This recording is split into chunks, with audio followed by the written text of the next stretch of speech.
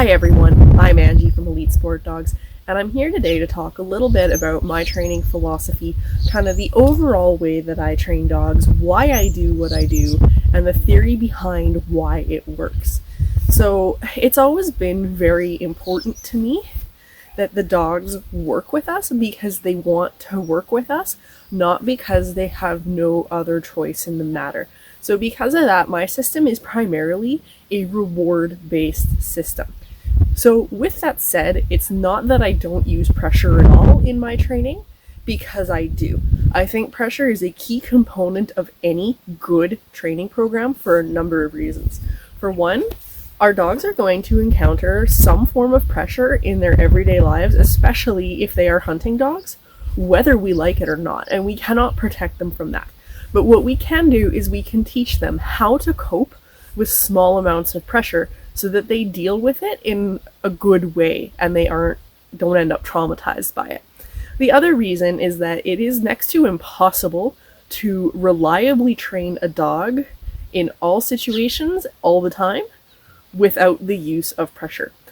With this reward-based stuff, you can get really good with reward-based training, and you can get really far without the use of any kind of pressure.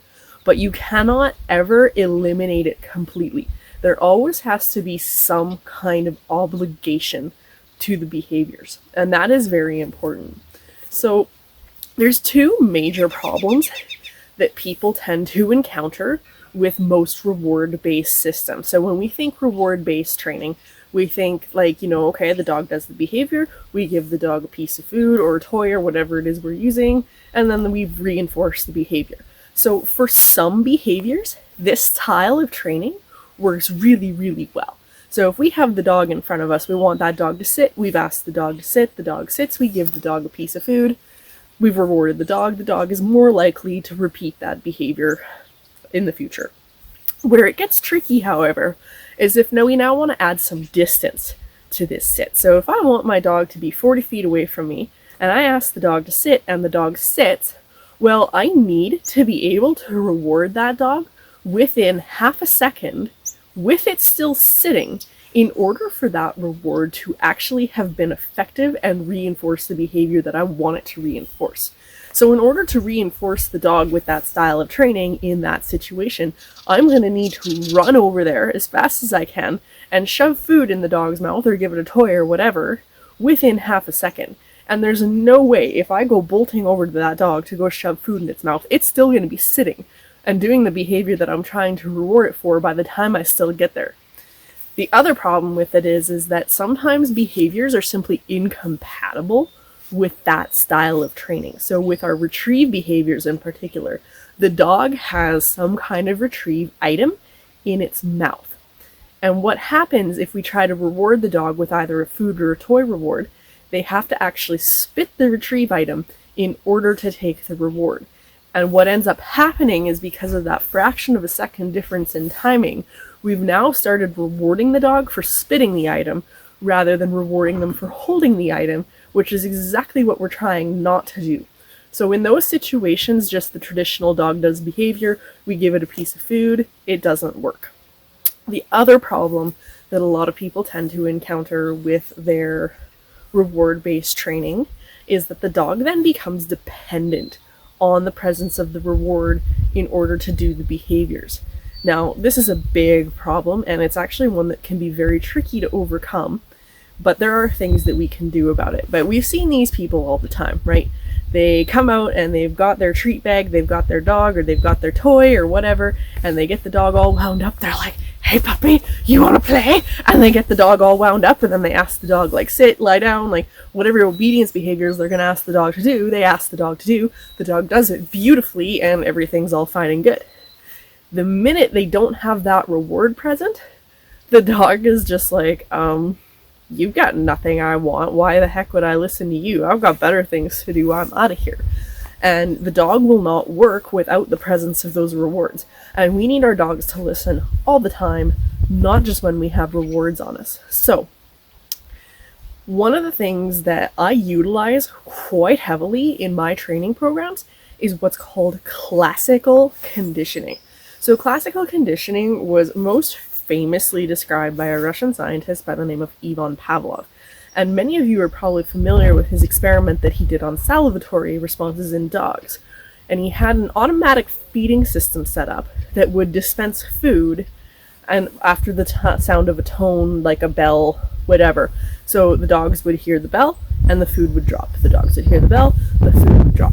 And after multiple repetitions of bell and food, bell, food, bell, food, the dogs began to have the exact same response to the sound of the bell, which was previously meaningless to the dog, as they did to food, even though there was no food present.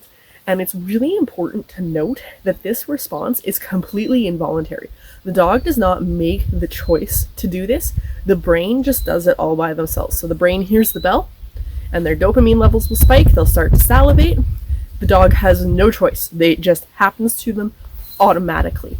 So that's really important to note. And we can use this a lot in our training. So one training system that utilizes this concept a lot is clicker training. Now, I'm not a big fan of clicker training in its pure form for a number of reasons. And I also don't use a clicker.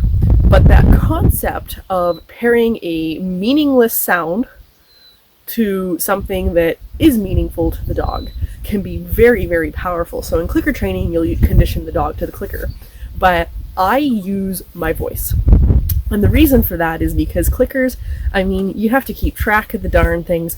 They're never where you want them to be when you need them, right? So even if you can keep track of the things and you don't lose them all the time, if your dog presents a behavior just randomly out of nowhere that you weren't expecting, and you want to mark and reward that behavior, well, now you've got to dig for your clicker that's in your pocket or whatever. It might not always be handy, and you will miss a lot of opportunities to mark a lot of behaviors and really make the training process go along much faster. And it does happen where dogs just randomly offer behaviors out of nowhere that you're not expecting, but you want that to be part of their repertoire in the future. So without your clicker handy, you missed your opportunity to mark that. And you're now going to have to find other opportunities and make sure your clicker is handy. So with your voice, that's not an issue. So my word that I use with my dogs is yes. And from the time that they are very little puppies, I will start the conditioning process. You can do this with older dogs as well. It's never too late for them to learn this, but if you can start them from puppies, it's better. So what I'll do is I'll just go grab some food randomly and I'll just say, yes, give the dog a piece of food. Yes, give the dog a piece of food. Yes, drop their food bowl to the ground. Yes, throw the ball, right? So yes does not necessarily need to mean food. It just needs to mean that something exciting that the dog finds motivating is going to happen. And so this gives us a lot of applications in a training environment. So if I have my dog sitting over there 40 feet away, I ask the dog to sit. The dog sits. I can now say yes, and it's as though I rewarded the dog with a food or a toy reward in that moment when I said the word yes. So now it's really important to note that you do need to follow up these markers with a reward. So the dog can then break the sit, come over to me, get their food reward, get their toy reward, whatever I'm using. But I have a delay there, right? So it can be 10, 20, even 30 seconds later when I actually give the dog their reward, and I actually pay them way later than I would have to if I was just shoving food in their mouth as they're indicated that they were right. But they know that what they were doing when I said that word yes is what they're getting the reward for. And it's really important that you do follow up those markers with a reward, because after a time they will uncondition themselves. So you can get away with it occasionally where you say, yes, you've got no treats anywhere, you've got no toys on you, all you have to offer is maybe some praise. And if your dog likes praise but isn't super highly motivated for it, you can say, yes, that dog can come over, you can give them some praise, and it's like you just gave them the best reward in the world. Even though they're not particularly fond of praise, the conditioning that you've done with that yes work does most of the work for you. Again, you have to keep it conditioned, so you can't get away with that too often, but you can get away with it sometimes and still keep that conditioning. So the other thing that this allows us to do is pinpoint certain moments in time when the dog was right. So with our retrieve behaviors, for instance, the dog has the retrieve object in its mouth. If they spit the object to take the food, we're rewarding the wrong thing. But if we have the object in the dog's mouth, we say yes, which allows them to terminate the behavior, so they can stop the behavior and spit the dowel and take the food. Well, now the dog knows that they were rewarded for whatever they were doing when I said the word yes, and I've got that time delay to be able to provide the reward without rewarding them for spitting the dowel. And that is a really important concept, right? Like, that yes word makes all the difference. And we can use it when our dog is in the field, especially with our pointing dogs, when they're far away. I can reward my dog from anywhere where he can hear me, right? And you can even pair this, instead of using the word, you can even pair this to more than one thing. So you can use the word yes. You can also have a particular whistle blast that you pair that kind of thing to, so you can reward your dog from great distances. Right, and it's a great system that solves a lot of problems. The other thing that we can do is we can also train without any kind of food or toy rewards on us. So I can take this ball, if I have a dog that's highly motivated for this ball, and I can hide this ball somewhere, or I can give this ball to someone else that's helping me train, so that I have no rewards on me for the dog. And I can start training the dog, and when I feel so inclined to reward the dog for whatever they've done, I can now go get my reward. I can mark the behavior, for starters. You've got to mark it when it happens for what you're rewarding for. And then you can go get your toy or your food reward or whatever, and then the dog does not become dependent on you having to have the food on you in order to work for the food. And that is really important, because we want our dogs to listen all the time, not just when we have food. So this marker system allows us to do this. And you can condition other words as well. So I have another one that's good, which basically communicates to the dog, you're right, and I want you to keep going with what you're doing. You're not allowed to break the behavior, but you're right, and I want you to continue with this behavior. The other one that I use is what I call a non-reinforcement marker. So non-reinforcement marker just basically tells the dog that they're wrong. They've made a mistake, they've messed up, they're not getting their reward, and they need to try again. It's important to note that your non-reinforcement marker is not a punishment. It is not a correction, and it should not be aversive to the dog. So dogs, just like us, make mistakes, and they need to be allowed to mess up and make those innocent, honest mistakes.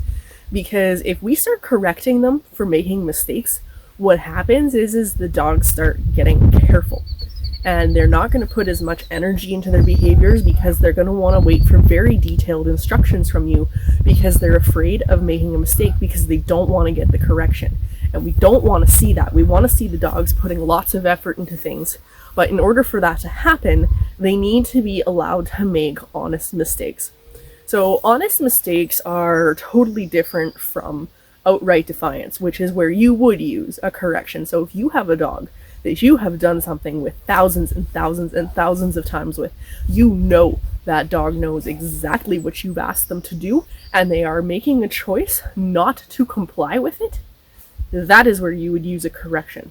We don't correct for mistakes, we do correct for non-compliance. It's a very, very big difference between the two, and it's very important that you know the difference. Our dogs, like I said, they're just like us. They're gonna make mistakes, especially in the puppy stages. And we don't want them to be nervous about making mistakes. Because sometimes what will happen is, if you have a dog that is not afraid of making a mistake and they're not afraid of being wrong, then what happens is sometimes amazing things happen that you never could have trained the dog to do, because they've just started doing it on them by themselves, and they're not waiting for you to micromanage every little move that they make, so that they make sure that they're not wrong and they're not getting corrected for making mistakes.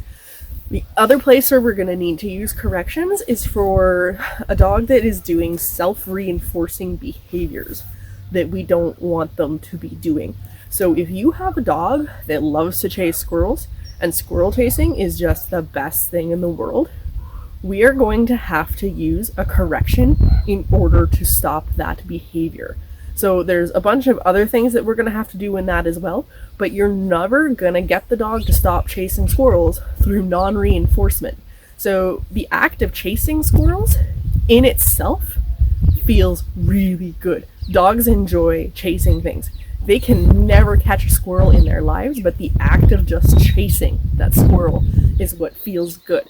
So you can't non-reinforce a behavior that is in itself reinforcing. So the dog's getting reinforcement from chasing the squirrel. So you can't non-reinforce that because you can't take the fun of chasing the squirrel away unless you add a correction. And like I said, it's not just a simple matter of just adding the correction depending on the severity and the individual dog, the situation. You're going to have to do a little bit more than just adding a correction, but corrections are going to be a big part of that. So again, it's really important to me that the dogs are working with us because they find the process enjoyable. They love working with us. They enjoy working with us. And that's really important to me, not only from an ethical standpoint, but also from a training standpoint. So a dog that is working with you because they want to, rather than because they have to, is going to put that much more effort and they're going to dig that much deeper for you than the dog that has been compulsed. So there's kind of a spectrum where you've got like totally rewards, no corrections whatsoever, to the people that only strictly use compulsions and that's it. There's no rewards involved in the training. And then there's a spectrum in the middle. And I don't care where you fall on that spectrum. It doesn't matter. There are good trainers and there are bad trainers, and it has nothing to do with where you fall on the spectrum. So we have all seen that kind of traditionally trained compulsed dog where they're heeling with the owner and they've got their head down and they're kind of slinking along really careful and they're like, I'm so sad. Like, we've all seen that dog. That is not a problem with compulsion training. That is a problem with bad compulsion training. So I have no issues with compulsion training whatsoever. I just think that the dogs are inclined to dig a little bit deeper when they're working with you because they want to. So with my dogs, we're a team, right? I can't do this without them, and they can't do it without me. And so my dogs listen to me, not necessarily because I'm the boss. Yes, I'm the leader. I'm the one calling the shots. I'm the one in charge. But my dogs don't listen to me just because I'm the boss and because they have to, and they're going to get in trouble if they don't. Your dog is going to listen to you, especially in the field, so much better if they're listening to you because they trust your judgment. They know that you know things that they don't, and you are the thinking part of that team. And they know that listening to you will get you both towards your common goal. And dogs are highly intelligent animals, and they do pick up on that. So if you're trying to make your dog listen just because they have to, the minute they're in a position that they don't have to, they're totally going to blow you off. A dog that listens to you because they trust you and they want to work with you is going to listen to you in more situations more reliably. So if you take a look at the description part of this video, all my contact information is in there. My website is in there if you want to take a look at the website. I do offer a few different services. If you're in the Edmonton, Alberta area, I do offer like one-on-one coaching where I show you how to train your own dogs, because that's kind of what I really specialize in, is training people to train their own dogs. I do offer board and trains, but I do try to reserve those for clients that are training their own dogs and just need a little bit of extra help to get them over one tricky part, rather than just doing all the training myself. So the other thing that I offer as well is some online training for people that aren't necessarily local and want some help with training their gun dog. So there's a lot of training videos out there, and I am not knocking any of these training videos. I think most of those training videos that are out there are fantastic. And if they weren't so expensive, I would say you should buy them all and watch them all, even the bad ones, because you can learn something from all of them. The problem with a lot of these training videos is that it's just kind of a nice boxed up factory system where the dog really gets no say in the training, right? So they go through this system and it doesn't really matter what the dog does. They're just going through the steps of this system, and that's that, right? And you're never going to train a dog to their full potential doing that. Where these videos have value is there's a lot of different techniques in there that you can add to your toolbox that you can put together to train the dog. but not all dogs respond to the same things the same way. Like, I have one dog that if I just give him kind of a disappointed look, he's like, oh my god, I'm so sorry. And it's highly aversive to him. I have another dog that if I do the same thing, it's not even going to register. She does not care, right? So, and the same things, like, dogs don't always find the same things motivating either. So what motivates one dog won't motivate another dog. And even within the same dog, sometimes the same thing that motivated them in the morning won't motivate them in the afternoon. Because dogs are just like us, they have moods, and you need to accommodate for that, right? And with these kind of like out-of-the-box training systems, the dog really, what the dog wants doesn't really matter, right? They're, like I said, they're a good place to get tools from, but sometimes we need to modify those tools or whatever, and we need to really adjust to the individual dog that's sitting in front of us at that particular moment in time. The other problem with the training videos is that you pay your money for the video, and it's like, okay, bye, have fun. There's absolutely no support. And in like, so everything's fantastic while the dog is following the program, but if your dog decides they don't want to follow that particular program, well, then what do? So most people end up giving up, and they either just, oh, the dog is never going to be a hunting dog, or they end up sending the dog to the trainer, which they were really trying to avoid doing, because most people want to train their own dogs. And I don't blame them, because it's a super fun process, but it's also really hard, especially when you have nowhere to go for support, and getting support means shipping your dog away to the trainers. Now, I think the days of shipping your dog away to the trainers are just about gone, because most people really don't want to ship their dogs away. The landscape of hunting dogs has changed immensely over the last few decades. So before, hunting dogs lived in a kennel, and the only person that handled them was their trainer or the kennel staff, and that was it.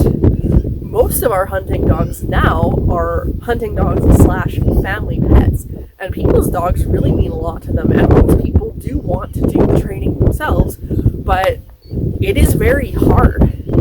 So that's where I kind of come in with the online training. So if you just want any kind of, whether you have a problem that needs fixing because your training has gone sideways, or you're just about to start a training process that you're not totally sure on, and you want somebody to work with that can work with you and your specific dog in the specific situation, then that's where this online training comes in. And it's really been a fantastic program, and I'm really enjoying doing it with people, and people actually really seem to be enjoying it as well, because it's saving them a lot from having to give up and go to the trainers.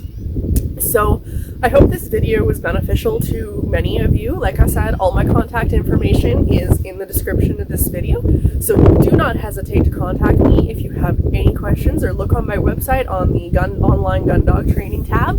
A lot of the information is in there. So yeah, I hope that you guys enjoyed this video, and thanks for watching.